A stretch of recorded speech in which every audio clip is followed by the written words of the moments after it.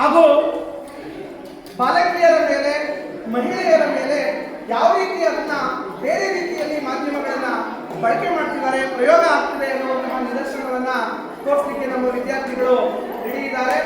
ಈ ನಾಟಕದ ಶೀರ್ಷಿಕೆ ಕಾಣದ ಚಾಟಿಯ ಪೆಟ್ಟು. ಕಾಣದ ಚಾಟಿಯ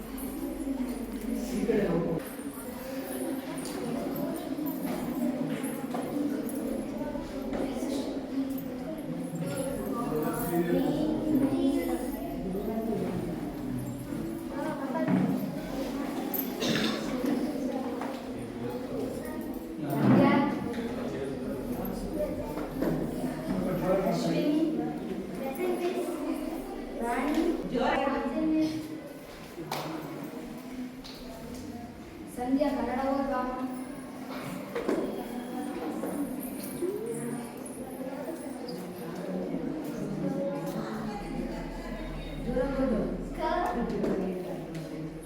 ಓದೋ ಹಾಗೆ ಹಿಂಗೆ ಮಾಡಿದ್ರೆ ಹೆಂಗಮ್ಮ ಎಲ್ಲರೂ ಓದಿದ್ದಾರೆ ಅಂದ್ಬಿಟ್ಟು ನಿನ್ನೆ ಮಾಡಿದ್ರು ಹೇಳಿದ್ರು. ನಿಮ್ಮ ಅಪ್ಪನ ಕರ್ಕೊಂಬ ನಾಳೆ.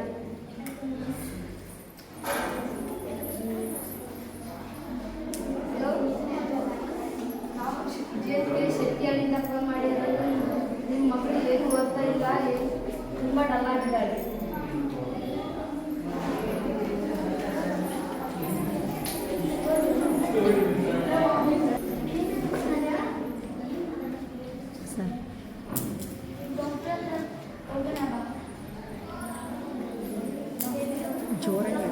ಜೋರಾಗಿ ಮಾತಾಡಿ.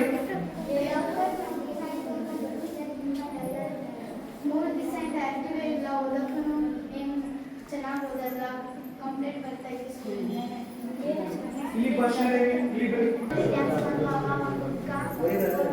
ವಿಡಿಯೋ ಮಾಡಿ ಇನ್ಸ್ಟಾಗ್ರಾಮ್ಗೆಲ್ಲ ಅದೆಲ್ಲ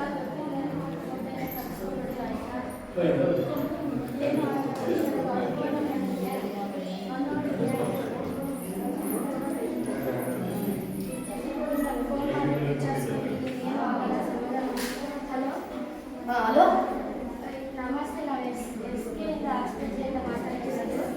ನನ್ನ ಹೆಸರು ಕ್ಯಾಮ್ರಾದಿಂದ ಕಾಲ್ ಮಾಡಿದ್ರಿ. ಏನು ಬೇಕು? ಹೌದಾ ಸರ್, ಆಸ್ಪತ್ರೆ ಹತ್ರ ಬರ್ತೀರಾ? ಬರ್ತೀನಿ. ಆಸ್ಪತ್ರೆಯಿಂದ ಆಯ್ತು ಹೇಳಿ. ನಮಸ್ತೆ. ಏನು ಗೊತ್ತಿಲ್ಲ ಫೋಟೋ ಎಲ್ಲ ಕರ್ಕೊಂಡಿದ್ದೀರಾ? ಆ ಥರ ಎಲ್ಲ ಮಾಡ್ಕೊಂಡು ಪೊಲೀಸರು ಗೊತ್ತಾದ್ರೆ ಸ್ಟೇಷನ್ಗೆ ಹೇಳ್ಕೊಂಡು ಹೋಗ್ತಾರೆ.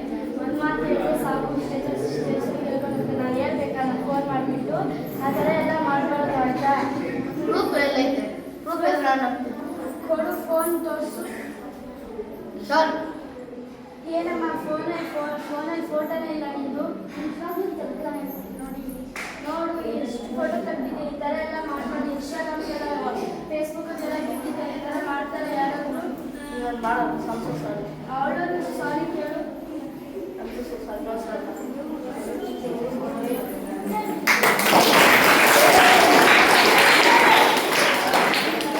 ನೋಡಿ, ಎಷ್ಟು ಅದ್ಭುತವಾದ ಸ್ಕಿಟ್ಟು. ನಾವು ಅಪರಿಚಿತರೊಂದಿಗೆ ಫೋಟೋವನ್ನ ಹಂಚಿಕೊಂಡಂತಹ ಸಂದರ್ಭದಲ್ಲಿ ಯಾವ ರೀತಿ ತೊಂದರೆಗೆ ಒಬ್ಬ ಚೆನ್ನಾಗಿ ಓದ್ತಾ ಇರ್ತಕ್ಕಂತಹ ವಿದ್ಯಾರ್ಥಿ ಅದ್ರ ಬಗ್ಗೆ ತಲೆ ಕೆಡಿಸ್ಕೊಂಡು ಬೇಸರ ಮಾಡಿಕೊಂಡು ಅವಳು ಖಿನ್ನತೆಗೆ ಒಳಪಟ್ಟಂತಹ ಸನ್ನಿವೇಶವನ್ನು ನೋಡ್ತೀವಿ. ಹಾಗಾಗಿ ಅಪರಿಚಿತರೊಡನೆ ನಾವು ಯಾವತ್ತೂ ನಮ್ಮ ಭಾವಚಿತ್ರವನ್ನಾಗ್ಲಿ ನಮ್ಮ ಸೆಲ್ಫಿ ಫೋಟೋಗಳನ್ನಾಗ್ಲಿ ಹಂಚ್ಕೋಬಾರ್ದು. ಹಾಗೂ ಬೇರೆಯವರಿಗೆ ನಾವು ಫೋಟೋ ತೆಗೆಯೋದಕ್ಕೆ ಅವಕಾಶವನ್ನು ಕೂಡ ಮಾಡ್ಕೊಡ್ಬಾರ್ದು. ನೀವು ಹಲವಾರು ನಿದರ್ಶನಗಳಲ್ಲಿ ಟಿವಿಗಳಲ್ಲಿ ಎಲ್ಲ ನೋಡಿದ್ದೀರಿ. ಅದ್ರ ಬಗ್ಗೆ ಜಾಗೃತಿಯನ್ನ ಮೂಡಿಸೋದಕ್ಕೆ ಕಾಣದ ಚಾಟಿಯ ಪೆಟ್ಟು ಅನ್ನುವಂತಹ ಒಂದು ನಾಟಕವನ್ನ ಮಾಡಿದ ಮಕ್ಕಳಿಗೆ ಜೋರಾದ ಚಪ್ಪಾಳೆಯನ್ನು